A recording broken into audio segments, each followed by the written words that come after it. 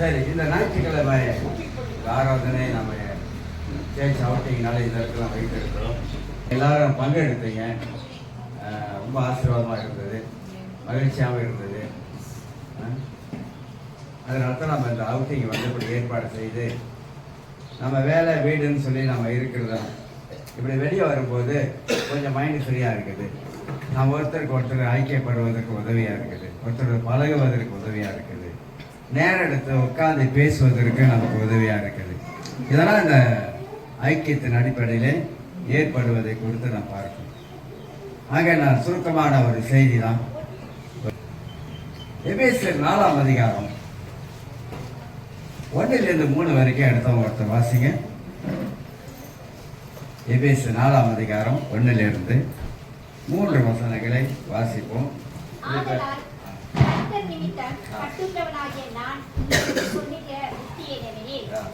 நீங்கள் அழைக்கப்பட்ட அழைப்புக்கு பாத்திரவான்களாய் நடந்து மிகுந்த மனத்தாழ்மையும் சாந்தமும் நீடிய பொறுமையும் உடையவர்களாய் அன்பினால் ஒருவரை ஒருவர் தாங்கி சமாதான கட்டினால் ஆவின் பொறுமையை காத்துக் கொள்வதற்கு ஜாக்கிரதை உள்ளவர்களாய் இருங்கள். இது இந்த 4ஆம் அதிகாரத்துல பல காரியங்கள் இருக்குது. எல்லா காரியத்தையும் பேச முடியாது. ஒரு சில காரியத்தை மட்டும் உங்க மத்தியிலே நான் சுருக்கமாக பேசுகிறேன். நம்ம சபையில வந்து நம்ம ஒருவருக்கு ஒருவர் என்ற காரியம் தான் ஒரு தலைப்பில் பேசி கொண்டு வரோம். அந்த அடிப்படையில் தான் இன்னைக்கு அந்த காரியத்தை சுருக்கமாக மத்தியிலே பேசலாம் இல்லை. எபேசியர் 1ஆம் அதிகாரத்தில் நீங்க 3ஆம் வசனம் வாசித்து பார்த்தீங்கன்னா ஆவிக்குரிய ஆசீர்வாதங்களை பற்றி அங்கே போடப்பட்டிருக்கும். ஆவிக்குரிய ஆசீர்வாதங்கள் நமக்கு புதிய ஏற்பாட்டில் ஆவிக்குரிய ஆசீர்வாதங்கள் என்ன என்பதெல்லாம் நிறைய போட்டிருக்கு. ஒருவேளை நினைக்கலாம் ஆவிக்குரிய ஆசீர்வாதங்கள்லாம் என்ன அப்படின்னு சொல்லி கொண்டு நினைக்கலாம். அது இந்த 4ஆம் அதிகாரத்தில் உங்களுக்கு நான் எடுத்து காட்டுறேன். ஆவிக்குரிய ஆசீர்வாதங்கள் பெரும்பாலும் மனிதர்கள் ரட்சிக்கப்பட்டவர்கள் ஆவிக்குரிய ஆசீர்வாதங்களை அதிகமாக நாடுவதில்லை. பொருளாதாரத்தின் ஆசீர்வாதம் பழைய ஏற்பாட்டில் இருக்குது. ஆபிரகாமை தேவன் ஆசீர்வதித்தார், பொருளாதாரத்தில் பல காரியத்தில் ஆசீர்வதித்தார். பழைய ஏற்பாடு யோபுவை ஆண்டவர் ஆசீர்வதித்தார், சீமானா பணக்காரன ஆசீர்வாதமாய் காணப்பட்டான். இப்பெல்லாம் பார்க்கிறோம் பழைய ஏற்பாடு ஆசீர்வாதங்கள், பொருளாதாரத்தின் அடிப்படையிலே ஆசீர்வாதங்கள். அப்ப ரெண்டுமே ஈக்குவலா இருக்குது. பொருளாதாரம் ஆசீர்வாதமும் நமக்கு தேவை, ஆவிக்குரிய ஆசீர்வாதம் நமக்கு தேவை. ஆனா பெரும்பாலுமாக பொருளாதாரத்தின் ஆசீர்வாதத்தை தான் அநேகர் நாடி தேடி போறாங்க ஒழிய, ஆனா ஆவிக்குரிய ஆசீர்வாதங்களை தேடுவது ரொம்ப ரொம்ப குறைஞ்சிருச்சு. ஆவிக்குரிய ஆசீர்வாதத்துல தான் இருக்குது நம்முடைய ஆன்மீக வாழ்க்கை, நம்ம ஸ்பிரிச்சுவல் லைஃப் வந்து அதுல தான் இருக்குது. அப்ப ஆவிக்குரிய ஆசீர்வாதங்களை நாம் தெரிந்து கொண்டா ஒரு நல்ல ஒரு கிறிஸ்தவ வாழ்க்கை வாழ்வதற்கு நமக்கு பேர் உதவியாக இருக்கும் என்பதை நாம் மறந்துவிடக்கூடாது. அதனால உள்ளான மனிதனுக்கு வேண்டிய காரியங்கள்லாம் புதிய ஏற்பாட்டில் அதிகமாக சொல்லப்படுகிறது.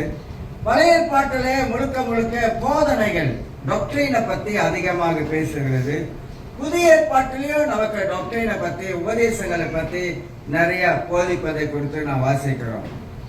அது மட்டுமல்ல, நீங்க எபேசியர் 1ஆம் அதிகாரம் 2ஆம் அதிகாரம் 3ஆம் அதிகாரம் வரைக்கும் வாசி பார்த்தீங்கன்னா உபதேசங்களை வந்து நம்ம மத்தியிலே அடுக்கு அடுக்கா போதிச்சு கொண்டு வரும், பேசி கொண்டு வரும்.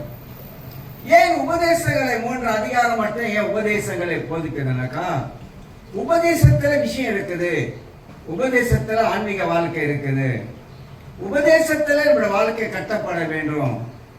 உபதேசம் என்பது டாக்டரின், உபதேசம் அதுதான் நம்ம வாழ்க்கையை கட்டப்பட வேண்டும். ஒரு திருச்சபை உபதேசத்துல நிலைச்சு நிற்க வேண்டும். ஒரு தனிப்பட்ட மனிதனுடைய வாழ்க்கையில உபதேசத்துல அவன் நிலைத்து அவன் வாழுகிறவனா இருக்க வேண்டும். உபதேசம் இல்லாவிட்டால் வாழ்க்கை தடம் புரண்டரும். உபதேசம் இல்லாவிட்டால் வாழ்க்கை திசை மாறிடும்.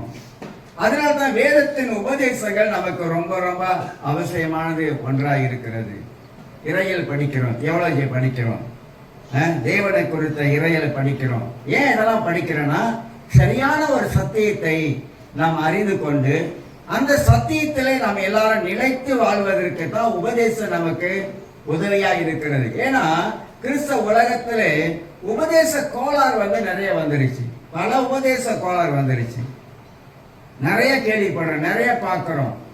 பிரசங்க வடிவிலே நீங்க பார்க்கும்போது மாறுபட்ட கருத்துக்கள் பிரசங்க வடிவிலே சொல்ல ஆரம்பிக்கிறாங்க. பிரசங்கம் என்பது வசனத்திலிருந்து வரக்கூடிய சத்தியமா இருக்கும்.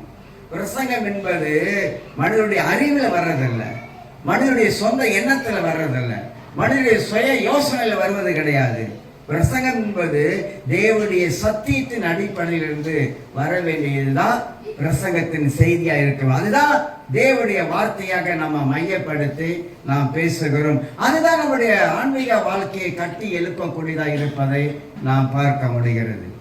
இதுல நிறைய காரியம் இருக்கு. சொல்றோம்னா கிறிஸ்டியன் கேரக்டர், ஒரு கிறிஸ்தவ வாழ்க்கையிலே கிறிஸ்தவ குணாதிசயம் அது எப்படியெல்லாம் உருவாக்கப்பட வேண்டும்.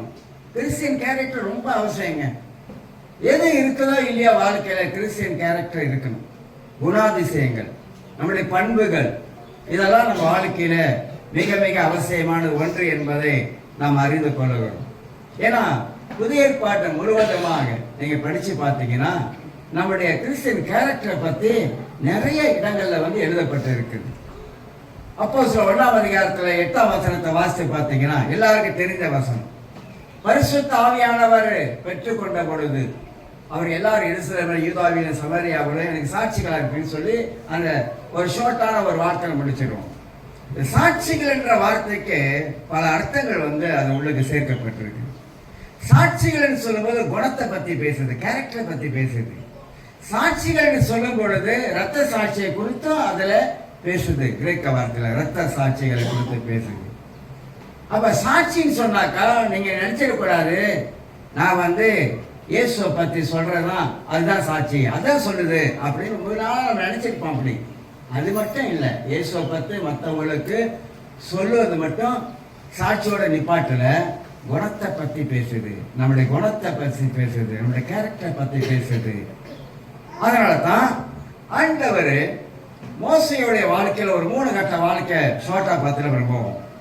3 கட்ட வாழ்க்கையை மோசைய வாழ்க்கையை பார்க்கிறோம். மோசே எங்கே வளர்க்கப்பட்டாரு? அரண்மனையில வளர்க்கப்பட்டாரு. மோசையை பத்தி நமக்கு நன்றாக தெரியும். அரண்மனை வாழ்க்கை எப்படிப்பட்ட வாழ்க்கையா இருந்திருக்கும். ஏன்னா மோசே படிச்ச ஒரு மனுஷன், எகிப்துடைய சாஸ்திரங்களை படித்த ஒரு மனிதன். அப்போஸ்தலர் 7ஆம் அதிகாரத்தை வாசித்து பார்த்தீங்கன்னா மோசையை பத்தி எழுதியிருக்கும். அவனுடைய வாழ்க்கை ஒரு வித்தியாசமா இருந்தது, மாறுபட்ட வாழ்க்கை.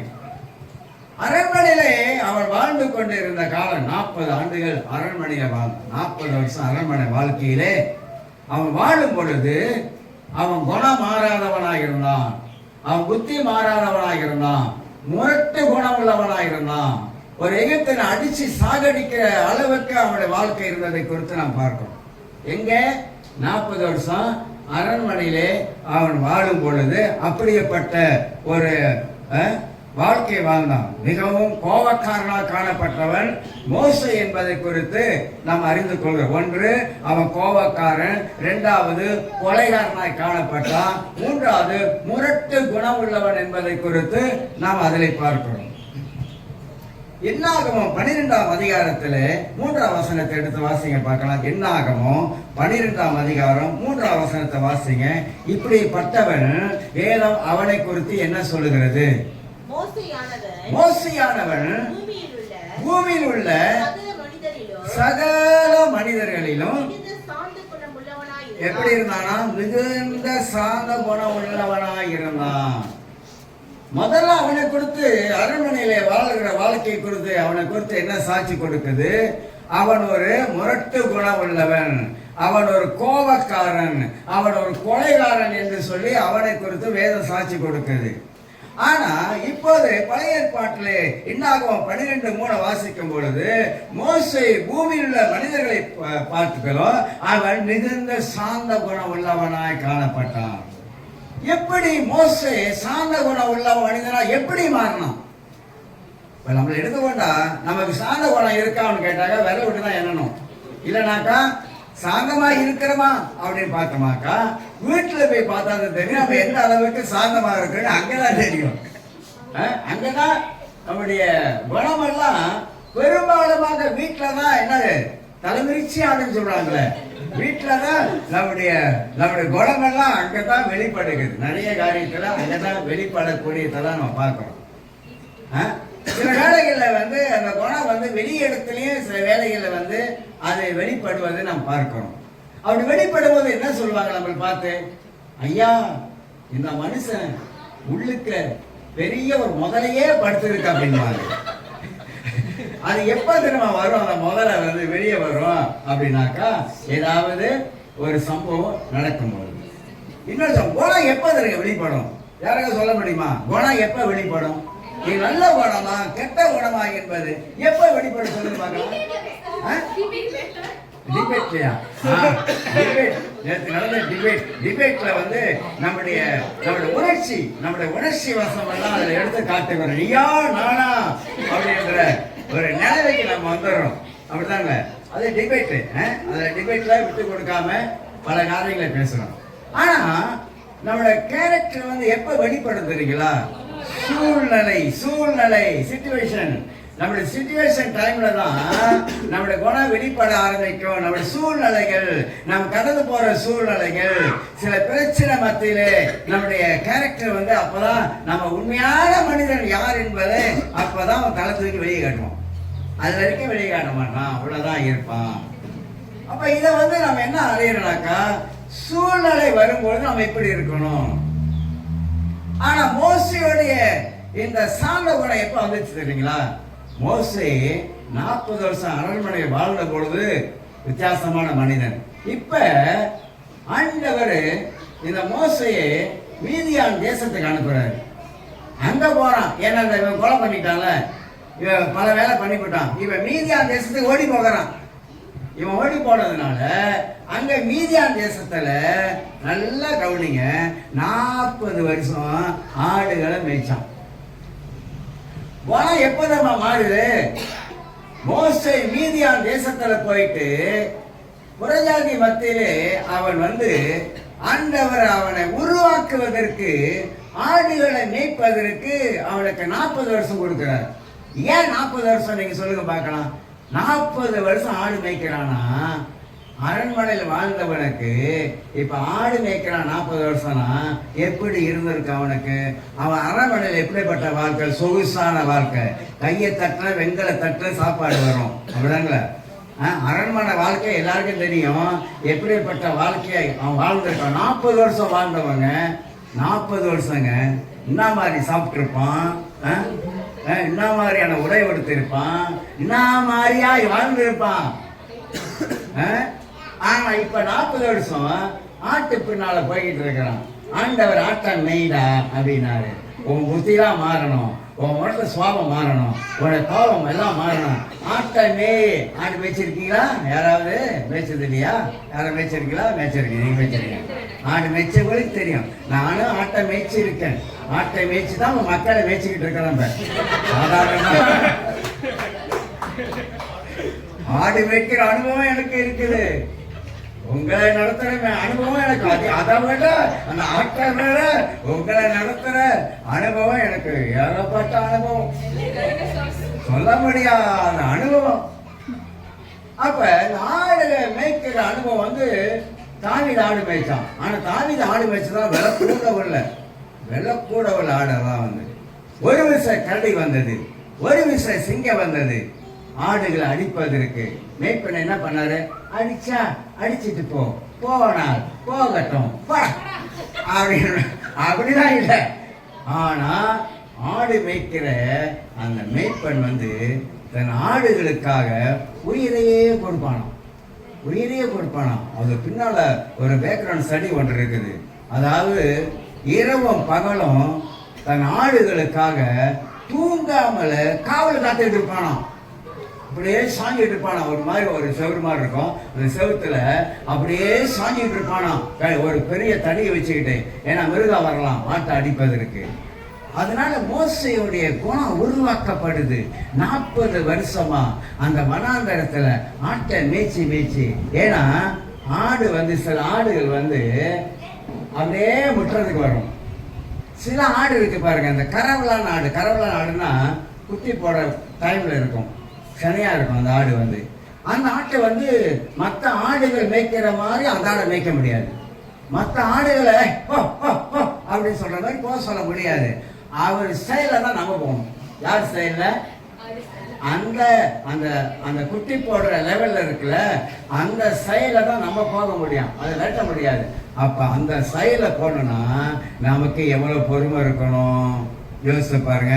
ஏன்னா அவரை ஆடி அசைந்து அப்படியே மெதுவா தள்ளாடி அப்படி வருவாரு, நம்ம பின்னாடியே பக்குவமா மெதுவா போகணும். மோசே ஆண்டவர் 40 வருஷமா ஆடு மேய்க்க வச்சு அவன் வாழ்க்கையில சார்ந்த குணத்தை கொண்டு வந்தாரு, பொறுமையை கொண்டு வந்தாரு. எவ்வளவு அற்புதம்! இப்ப நீங்களும் நானும் எடுத்துக்கிட்டா 40 வருஷம் போய் ஆடு மேய்ப்பான்னு ஆடு சொன்னாருனாக்கா என்ன சொல்லுவோம்? திருப்பி ஆண்டரை பார்த்து 10 கேள்வி கேட்கிறோம், அப்படிதானே?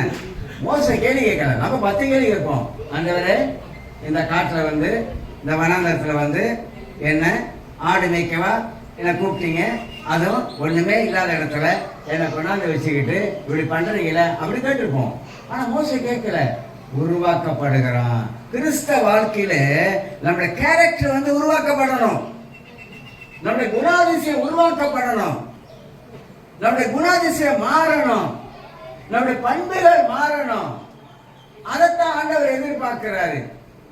இல்லைன்னா ஆண்டவர் ஏன் சொன்னாரு, நீங்கள் எனக்கு எப்படி இருக்கணுமா, சீசனா இருக்கணும், நீங்க கனி கொடுக்கணும் ஏன் சொன்னாரு ஆண்டவர்? தேவன் விரும்புவதை கொஞ்சம் பைபிள்ல நீங்க வாசித்து பார்த்தீங்கன்னா நம்ம நன்றாக புரிந்து கொள்ள முடியும். இப்ப 40 வருஷம் ஆடுகளை மேய்த்த பிற்பாடு ஆண்டவர் பார்க்கிறார் மோசே, ஓகே இப்ப இவன் உருவாக்கப்பட்டு இருக்கிறான், இப்ப இவனுக்கு என்ன செய்யணும், நம்ம எகிப்தில் இருக்கிற ஜனங்களை கூட்டிட்டு வர்றதுக்கு மோசையை தலைவனா ஏற்படுத்துறாரு. நல்லா விளைஞ்சு கொள்ளுங்க, ஆண்டவரே நம்ம மேய்ப்பன் என்ற ஊழியத்துக்கு நம்மளை கொண்டு வர வேண்டும் என்றால் முதலாவதாக தேவன் நம்மளை உருவாக்குறாரு. நம்ம உருவாக்கப்படாவிட்டா நாம வந்து ஒரு மேய்ப்பன் ஊழியத்துக்கு வரவே முடியாது, வர முடியாது, ரொம்ப கஷ்டம். அதனால தான் ஆண்டவர் எல்லாத்தையும் சரிப்படுத்துறாரு. இப்ப ஆண்டவர் சரிப்படுத்தி மோசே சொல்றாரு, நீ போய் என் ஜனங்களை இப்ப கூட்டி கொண்டு வான்றார். இப்ப உருவாக்கப்பட்டவன் மக்களுக்கு தலைவனாக மாறுகிறான். மக்களுக்கு தலைவனா மாறுகிறவன் 40 வருஷம் இப்ப வந்து இஸ்ரவேல் மக்கள் மத்தியிலே மோசே ஊழியம் செய்கிறான். 120 வருஷம் ஆச்சு பாருங்க. 40 மக்களுக்காக நின்று வனாந்தரத்திலே இஸ்ரவேல் ஜனங்களே மோசே நடத்தி கொண்டு வரும் பொழுது எவ்வளவோ பாடுபட்டிருப்பான் தெரியுங்களா? கொஞ்ச நஞ்சமான பாடு இல்லைங்க. நீங்களும் நானும் கூட நிக்க முடியாது மோசே இடத்துல. ஏன்னா மக்கள் அவ்வளவா மோசைக்கு எதிராக பேசுறாங்க. என்னை எகிப்திலே விட்டுருக்கலாம், கொமிட்டி காய் கிடைச்சிடும், கொமிட்டி காய், வெள்ளை பூண்டு. என்ன பூண்டா? பைபிள் தாங்க இருக்கு. நீங்க பாக்கிறத பார்த்தா நான் இன்னும் புதுசா சொல்ற மாதிரி இருக்கு. பைபிள் தான் இருக்கு. கொமிட்டி அங்க இருந்தா கொமிட்டி காய் சாப்பிட்டோம், வெள்ளை பூண்டு சாப்பிட்டோம், அதை சாப்பிட்டோம், இதை சாப்பிட்டோம். எங்களை கொண்டாந்து இவ்வளவு என்ன சிரமப்படுத்துறிய, தண்ணி கிடையாது, எங்களுக்கு சாப்பாடு இல்லாம இருக்கு. இப்படிதான் ஜனங்கள் எல்லாருமாக மோசையை முறுமுறுத்தாங்க. இந்த மோசை அரண்மனை வாழ்க்கையில இருந்தது போல இருந்தா அத்தனை ஜனங்க அங்கேயே சாவடிச்சிருப்போம், அடிச்சு சாப்பிடிச்சிருப்போம். அடிச்சு சாவடிக்கிற அளவுக்கு தான் எவ்வளோ மாதிரி ஆள் தெரியுங்களா? சாதாரணமான ஆள் இருங்க. ஆனா மோசே 40 வருஷம் உருவாக்கப்பட்டதுனால, அவனோட கேரக்டரை மாற்றி அமைத்துக்கிட்டதுனால அவன் அப்படியே அமைதியா இருக்கும். இப்போ உங்களுக்குலாம் யோசனை வரும், இல்லப்பா சார் அவன் வந்து ஒரு கோபப்பட்டான் தெரியுங்களா? ஒரு இடத்துல கண்மலையை பார்த்து ஆண்டவர் பேசுன்னு சொன்னாரு. அப்ப மோசே என்ன பண்ணிட்டான்? பேசுறதுக்கு பதிலா கோல் எடுத்து அடிச்சு விட்டான் கோபத்துல. அப்படின்னா மக்கள் என்ன சேட்டை பண்ணிருந்தா? யாரு? இஸ்ரவேல் மக்கள் சொல்றேன். என்ன சேட்டை பண்ணிருந்தா? வராத சாந்த குணம் உள்ளவனா இருந்தவன் கூட அவனுக்கு லேசா கோபம் வந்து அவனே தடுமாறி கர்த்தர் சொன்ன வார்த்தையை விட்டுட்டு கோல் எடுத்து அடிச்சான். அன்னைக்கு இருந்த இஸ்ரவேல் ஜனங்கள் மகா மோசமான ஜனங்கள். அவங்களுக்கு ஆண்டவர் பேர் வச்சார் தெரியுங்களா? கலக குணம் உள்ள ஜனங்கள். என்னதான்? கலக குணம் உள்ள ஜனங்கள். இவர் ஆண்டு சொல்றாரு, மோசே ஜெபிக்கிறார். என் ஆண்டு சொல்றாரு, மோசே இந்த ஜனங்கள் எல்லாத்தையும் என்ன பண்ணிடுறேன், நான் அடிச்சு விட்டு நான் வேற ஒரு ஜனங்களை உங்களுக்கு தரேன், வேற சந்ததி தரேன் அப்படின்றாரு. மோசே என்ன சொல்லிருக்கிறோம்? சோத்திரம் ஆண்டவரே, நன்றி ஆண்டவரே, தேங்க்யூ ஆண்டவரே, கோடி சோத்திரம் ஆண்டவரே, செய்யுங்க ஆண்டவரே, சீக்கிரமா செய்யுங்க ஆண்டவரே அப்படிதான் சொல்லியிருக்கணும். ஏன்னா மோசேக்கு எதிராக அவ்வளோ முறுமுறுத்தாங்க. கொஞ்சம் கொஞ்சமான முறுமுறுப்புல ஏகப்பட்ட முறுமுறு 8 முறை முறுமுறுத்தாங்க மோசே கிட்ட. தண்ணி இல்ல, மாறாக்கு வந்துட்டோம், தண்ணி இல்ல, முறுமுறுத்தாங்க. மோசைக்கு எதிர நின்னாங்க. செங்கடல் முன்னுக்கு வந்துட்டாங்க. உடனே சொல்றாங்க மோசை கிட்ட, எங்களை சாகடிக்கவா இங்க கொண்டு வந்து, எப்படியா சாகடிக்கவா கொண்டு வந்துடுறீங்க அப்படின்னு முறுமுறுத்தாங்க. இதெல்லாம் நடக்குது, பயங்கரமா நடக்குது. ஆனா அதுக்கு மத்தியில மோசே எவ்வளவு சாந்த குணம் உள்ளவனா இருக்கிறான், தேவன்கிட்டே போக ஆரம்பிக்கிறான். இப்ப அப்படிப்பட்டவர் தான் ஆண்டவர் மக்களுக்கு தலைவனாக ஏற்படுத்தி வைக்கிறார். அப்ப நம்மளுடைய கேரக்டர் மாறணும், நம்முடைய குணாதிசயங்கள் எல்லாம் நம் வாழ்க்கையில மாறுவது அவசியமா இருக்குது. ஆக 3 கட்ட வாழ்க்கையை மோசே வாழ்க்கையில பார்க்கிறோம். அவனுடைய சாட்சி மோசே எங்கும் வீட்டில் சாந்த குணம் உள்ளவனாய் காணப்படுறான், மக்கள் மத்தியிலே சாந்த குணம் உள்ளவனாய் இருந்தான் என்பதை குறித்து அறிந்து கொள்கிறோம். சரி, இந்த எபேசியர் 4ஆம் அதிகாரத்துல இன்னும் கொஞ்சம் காரியத்தை நாம் பார்க்கக்கூடும் என்றால், இந்த 1ஆம் அதிகாரம், 2ஆம் அதிகாரம், 3ஆம் அதிகார உபதேசங்களை போதித்து விட்டு 4ஆம் அதிகாரம், 5ஆம் அதிகாரம், 6ஆம் அதிகாரம் வரும் பொழுது நம்முடைய வாழ்க்கையில உபதேசத்தை கேட்ட நம்முடைய வாழ்க்கையில நடைமுறை வாழ்க்கையில நாம் எப்படி வாழ வேண்டும் என்பது போதிக்குது. 4ஆம் அதிகாரம், 5ஆம் அதிகாரம், 6ஆம் அதிகாரம் சத்தியத்தை கேட்டனா நம்முடைய நடைமுறை வாழ்க்கையில நாம் எப்படி வாழ்ந்து காட்ட வேண்டும் என்று காட்டுறதா இந்த 4ஆம் அதிகாரத்துல அழகா சொல்லுது. அப்ப 4ஆம் அதிகாரத்தை சொல்லும் பொழுது 3 காரியம் மையப்படுத்துது. ஐக்கியத்துக்கு தேவையான தன்மைகள், தன்மைகள்னா ஐக்கியத்துக்கு தேவையான குணங்கள், அதை பத்தி பேசுது. இது நிறைய இருக்குது, 1 யோவான் புத்தகத்துல நிறைய இருக்குது. அப்ப ஐக்கியத்துக்கு தேவையான தன்மைகள் 3 காரியம். என்ன 3 காரியம் ஐக்கியத்துக்கு தேவை? ஆதலால் கர்த்தர் நிமித்தம் கட்டுண்டவனாகிய நான் உங்களுக்கு சொல்லுகிற புத்தி என்னவெனில், நீங்க அழைக்கப்பட்ட அழைப்புக்கு பாத்திரவான்களாய் நடந்து. முதல் வசனத்துல நீங்க அழைக்கப்பட்ட அழைப்புக்கு பாத்திரவான்களாய் நடக்கணும். பாத்திரவான்கள்னாக்கா அதுக்கு ஏற்ற மாதிரி, அதுக்கு ஏற்ற மாதிரி, அழைப்புக்கு ஏற்ற மாதிரி. எல்லாரையும் கர்த்தர் அழைத்து இருக்கிறார், அதுக்கு ஏற்ற மாதிரி வாழ வேண்டும், அதுக்கு ஏற்ற மாதிரி நம்முடைய குணங்களை அமைச்சுக் கொள்ள வேண்டும். அதுதான் நீங்க அழைக்கப்பட்ட அழைப்புக்கு பாத்திரவான்களாய் நீங்க நடந்து சொல்லிட்டு தான் இதுல 2ஆம் வசனத்துல மிகுந்த மனத்தாழ்மையும் 1, 2வது சாந்தமும், 3வது நீடிய பொறுமையும் உடையவர்களாய் அன்பினாலே ஒருவருக்கொருவர் தாங்கி. 4 காரியம். இதுல இந்த 4 காரியத்துல தாழ்மைன்னு சொல்லும் பொழுது மிகுந்த தாழ்மைன்னு போட்டிருக்கு. தாழ்மைன்னு அப்படி பிடிக்கல, மிகுந்த தாழ்மை. கிறிஸ்தவ வாழ்க்கையில தாழ்மையா வாழ நம்ம பழகணும். முதலாவது குணத்துல ஒரு குணம் தாழ்மையா இருப்பது. எவ்வளவு பணம் இருந்தாலும் மனிதன் தாழ்மையா இருப்பது, ரொம்ப ரொம்ப தாழ்மையா இருப்பது. ஏன் தாழ்மையா இருக்கணும் அப்படின்னு கேட்டீங்கன்னா, இயேசுவே பரலோகத்தில் இருந்த தேவகுமாரனாகிய இயேசுவே இந்த பூமிக்கு வரும்போது அடிமையின் ரூபம் எடுத்து மனுஷ சாயலாகி இந்த உலகத்துல தாழ்மையா வந்தார்னு போட்டிருக்கு. பிலிப்பியர் 2ஆம் அதிகாரத்துல நீ வாசிக்கும் போது, அப்ப அவரே அவ்வளவு தாழ்மையா இருக்கக்கூடும் என்றா நீங்களும் நானும் ஏமாத்திரம் சொல்லுங்க, ஏமாத்திரம். சீசர்கள் வராங்க, வந்து கொண்டே இருக்கும்போது அவனுங்களுக்குள்ள ஒரு போட்டி வந்துருச்சு. நான் பெரியவனா, நீ பெரியவனா. இதுதாங்க இன்னைக்கு இருக்கிற பிரச்சனை. நான் பெரியவனா, நீ பெரியவனா, நான் தான் பெரியவன், நீ சின்னவன், என்னை விட நீ சின்னவன், உன்னை விட நான் பெரியவன், உன்னை விட நான் என்ன படிச்சிருக்கேன் தெரியுமா, என் படிப்பு ரேஞ்சு தெரியுமா உனக்கு என்னன்னு? சில பேர் இருக்காங்க, என் படிப்பு ரேஞ்சு தெரியுமா? பைபிள்லயே சொல்றேன், நான் பைபிள்ல கரைச்சி குடிக்க ஒருத்தர் சொல்றாரு. லைஃபா ஓடுது, லைஃபா ஓடிட்டு இருக்கு, யாரும் எவரும் சொல்ல மாட்டேன், லைஃபா ஓடுது. லைஃபா ஓடிட்டு இருக்கும்போது சொல்றாரு, நான் வந்து பழைய ஏற்பாட்டை கரைச்சி குடிச்சிருக்கேன். அப்படியா? கரைச்சி குடிச்சுதான். பைபிள் யாரும் கரைச்சி குடிச்சது கிடையாது. பைபிளை நம்ம வந்து கற்றுக்கிட்டே போகிறோம், கற்றுக்கிட்டே இருக்கணும். எவ்வளோ பேர் கற்றுக்கிட்டு இருக்கோம், கரைச்சி பிடிச்சிட்டாங்க. இதை சொல்கிறாங்க அந்த மாதிரி தான், நான் படிச்சிருக்கேன், இது வரைக்கும் படிச்சிருக்கேன் தெரியுமா அப்படிலாம் சொல்லுவாங்க. எது வரைக்கும் படித்தா எங்களுக்கு என்ன, அது உன்னோட இருக்கட்டும். சில பாருங்க பின்னால போட்டுருவாங்க, பார்த்துருக்கீங்களா? பின்னால எல்லாரும் போட்டுருவாங்க, எல்லா பட்டத்தையும் போட்டுருவாங்க, பார்த்துருக்கீங்களா? எஃப்ஆர்எஸ் கடைசியாக போட்டுருவாங்க, அதுக்கு மேலே படிப்பே இல்லை முடிஞ்சு அப்படின்னு எல்லாம். சில டாக்டரேட் படித்தேன் ஒருத்தர் அப்படிதான். நான் வந்து சிங்கப்பூரில் வந்து டாக்டரேட் படித்தேன், படித்து எடுத்துட்டேன்.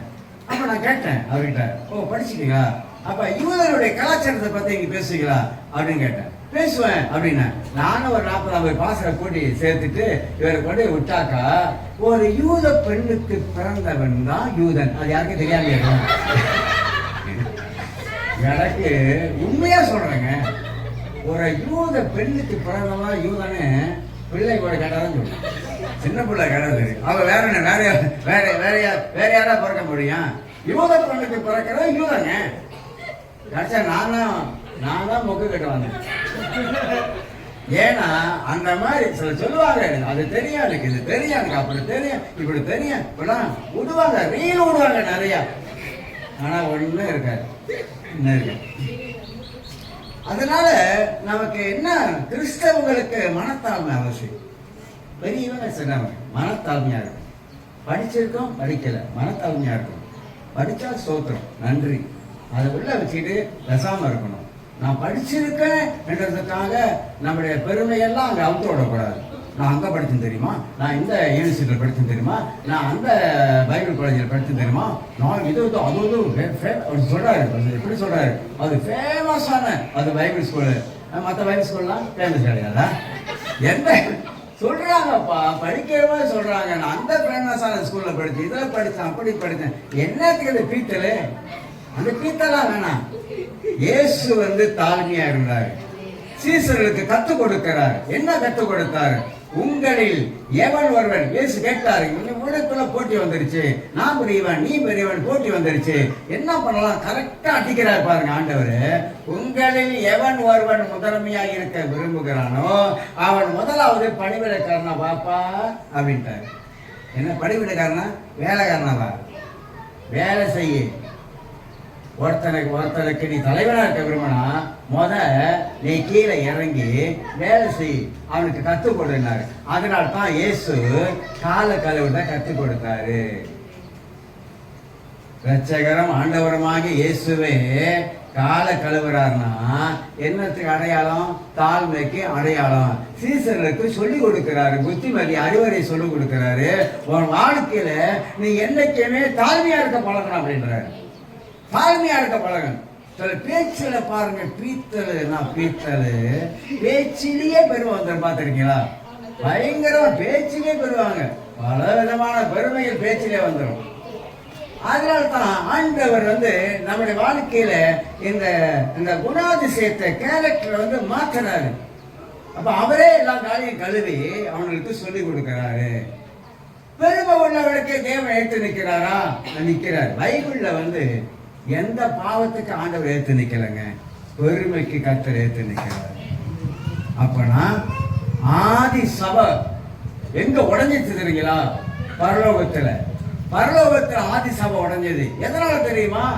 பெருமையினால. நான் வானத்துக்கு ஏறுவேன், தேவனுக்கு சமமாவேன், நீயே நான் ஒன்னுடா வாயில மனுனா அடிசாக கீழே வர அதோட அவன் அவ்வளவுதான். பெருமைக்கு தேவன் எப்போதுமே ஏற்று நிற்கிறாரு. அதனால நம்முடைய குணத்தை மாற்றணும், பெருமையா வாழக்கூடாது, பந்தா காட்டக்கூடாது. ரொம்ப பந்தா காட்டுவாங்க, சொல்ல பந்தாலும் காட்டணும். இந்த பந்தா கிந்தாலும் காட்டவே வேணாம். இருக்கிற நிலைமையிலே நாம் இருந்து நாம் வாழ்வதுதான் சால சிறந்தது என்பது வேதம் நமக்கு விவரிச்சு காட்டுவதை நாம் பார்க்கிறோம். தாழ்மை, இதுல நிறைய வார்த்தைகள் இருக்கு. இரண்டாவது ஒரு காரியத்தை உங்களுக்கு அதுல காட்டுகிறேன். இரண்டாவது ஒரு காரியத்தை அது சொல்வது சாந்தம் என்றும் அது சொன்ன. சாந்தம் 1 பேதுரு 3ஆம் அதிகாரம் 4ஆம் வசனத்தை வாசிங்க. பல முறை நான் காட்டியிருக்காது, ஆனா திருப்பி காட்டுறேன் உங்களுக்கு. 1 பேதுரு 3ஆம் அதிகாரம் 4ஆம் வசனத்தை வாசிங்க. சாந்தம் அழியாத அலங்கரிப்பாய் இருக்கிற சாந்தமும் அமைதலும் உள்ள ஆவியாகிய இருதயத்தில் மறைந்திருக்கிற குணமே உங்களுக்கு அலங்காரமா இருக்க கடவுளே. இப்ப என்ன சொல்றாருன்னா, இது அதுக்கிட்ட உங்களை நல்லா உடுத்த வேணான்னு பைபிள் சொல்லலைங்க. நீங்க நல்லா உடுத்தணும், நல்லா இருக்கணும், நல்லா கழுத்துல வீட்டுல எவ்வளவு 10 படம் சங்கிலி இருந்தாலும் போடுங்க, பிரச்சனை இல்லை. திருடாம பாத்துக்குங்க, அவ்வளவுதான். கழுத்து கோணச்சிட்டு வந்தாலும் பரவாயில்ல. சங்கிலி போட்டு மாலையை போட்டு சரடை போட்டு நெக்லஸ் போட்டு கழுத்து கோணச்சி வந்தாலும் பிரச்சனை இல்லை. என்ன சொல்றாருனாக்கா, திருடாம பார்த்து கொள்ளுங்க, அதுதான் சொல்ல வரேன், வேற ஒண்ணும் இல்லை. ஆனா என்ன சொல்றாருன்னா, நீ வெளி அலங்காரம் முக்கியம் கொடுக்குற நல்ல அந்த அளவுக்கு வேணாம், அது உனக்கு ஆபத்தை கொண்டு வந்துடும். அதனால பைபிள் அலங்கரிக்க வேணாம்னு சொல்ல. உங்களுக்கு யூதனை பத்தி தெரியுங்களா? யூத பெண்மணி கண்ணாடிக்கு முன்னுக்கு நின்னாங்கன்னா 1 மணி நேரம் சிங்காடிப்பாங்க.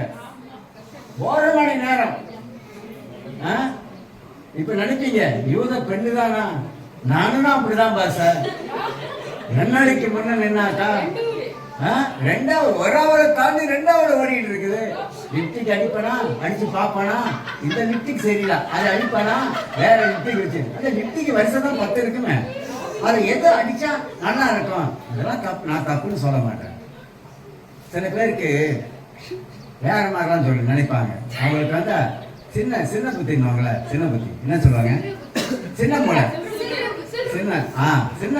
அதாவது என்னன்னாக்கா, பெண்களை பத்தி அறியாதவங்க, பெண்களை பத்தி புரியாதவங்க, பெண்களை பத்தி விளங்காதவங்க.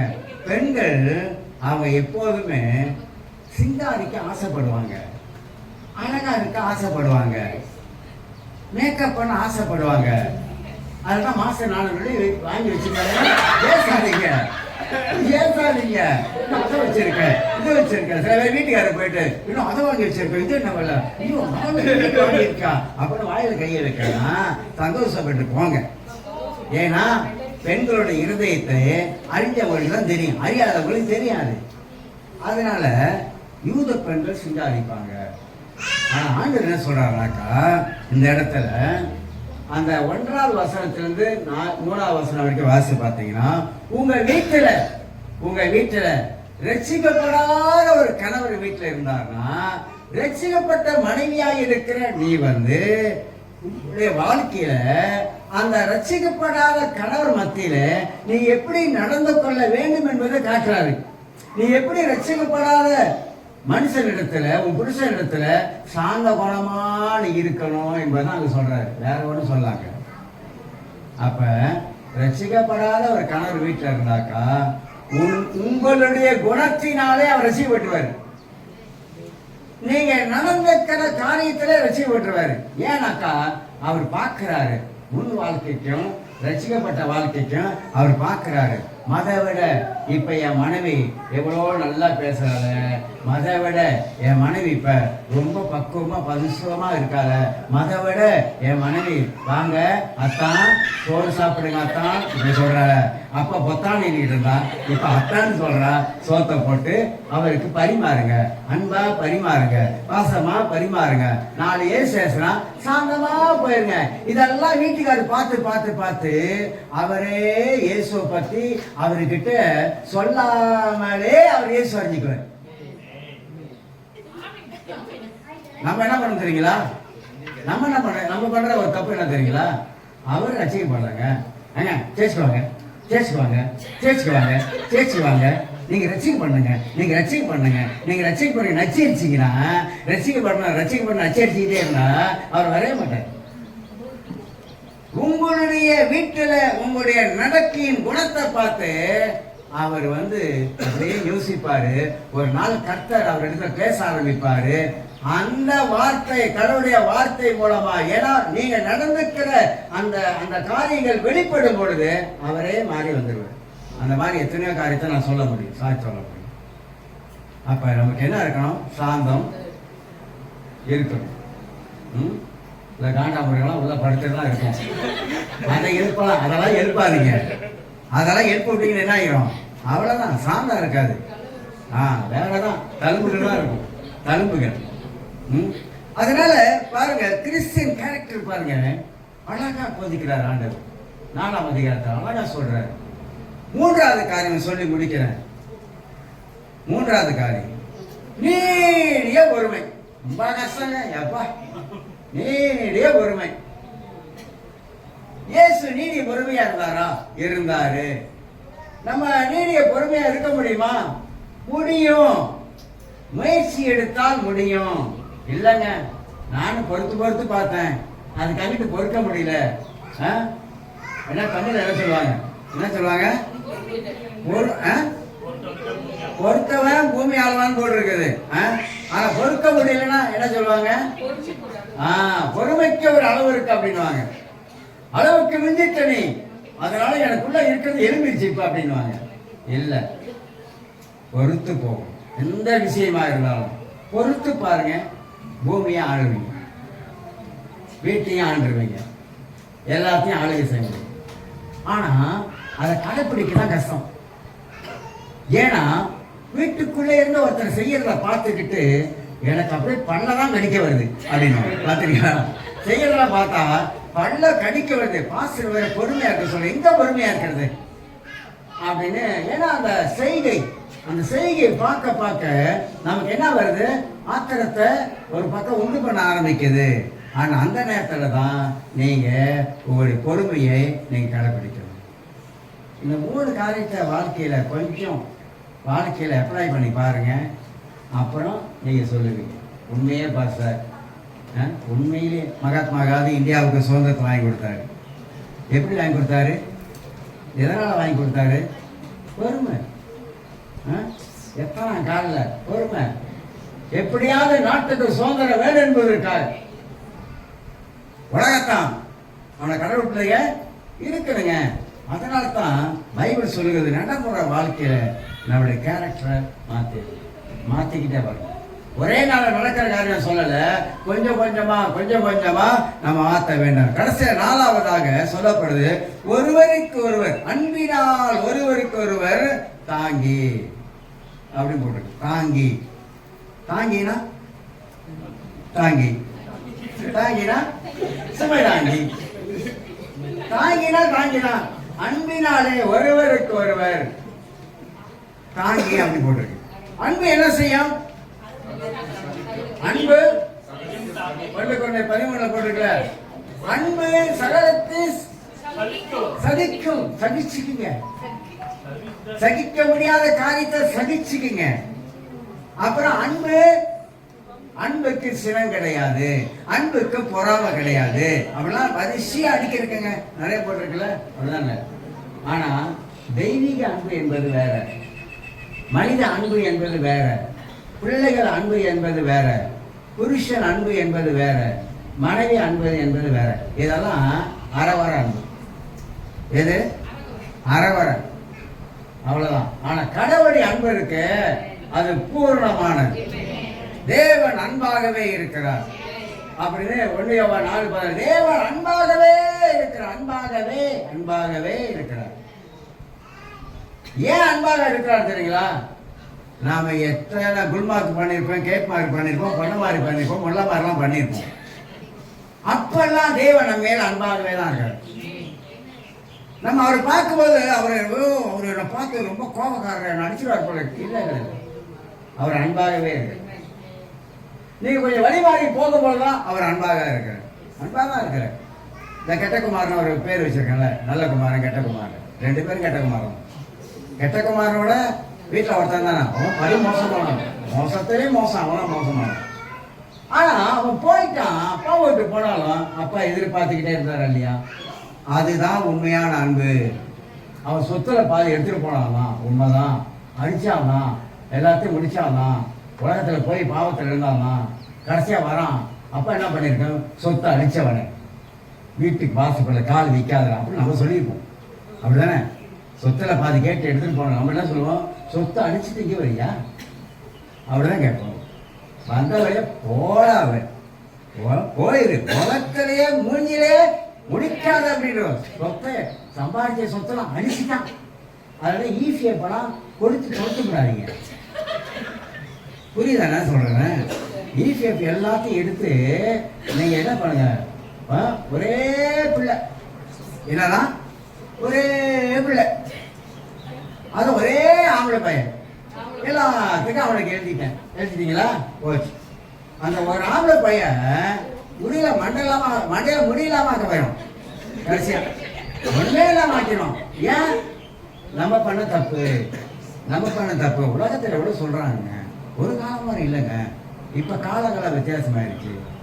அதனால கடவுளுடைய அன்பு என்னைக்கே நம்ம வாழ்க்கையில குறையவே குறையாது. அவன் தூரத்துல போய் அவன் என்னென்னமோ பண்ணிட்டு வந்தாலும் அப்பா கையேந்தி நிற்கிறார், வாடா மகனே.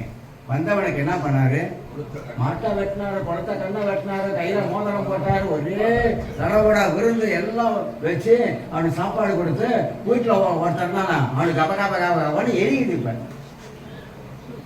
கடவுளுடைய அன்பு அழியாதது. இயேசுடைய அன்பு நேற்று இன்று என்றைக்குமே மாறாது. மனிதனுடைய வாழ்க்கையில எல்லாம் மாறி போகும், ஆனா தேவனுடைய அன்பு ஒரு நாள் மாறவே மாறாது. நீங்க எவ்வளவு தூரத்துக்கு உலகத்துல போனாலும் ஆண்டவருடைய அன்பு பார்த்துக்கிட்டே இருக்கு, அவருடைய கண்கள் நம்மளை பார்த்துக்கிட்டே இருக்கு. என்னைக்காவது ஒரு நாள் நீ வருவ அப்படின்னு அவர் பார்த்துக்கிட்டே இருக்காரு, ஏக்கமா இருக்கிறாரு, பாசமா இருக்கிறாரு. நீ வரும்பொழுது ஒன்று தட்டி கழிக்க மாட்டாரு. என் அண்டை வந்தவர்கள் ஒருபோது நான் புறம்பே தருவதில்லை. அவ வரும்போது கட்டி அணைத்து கொள்றாரு. அந்த அன்புல வாழும், அதுதான் தெய்வீக அன்பா இருக்கிறது. எல்லாரும் எழுதிருக்க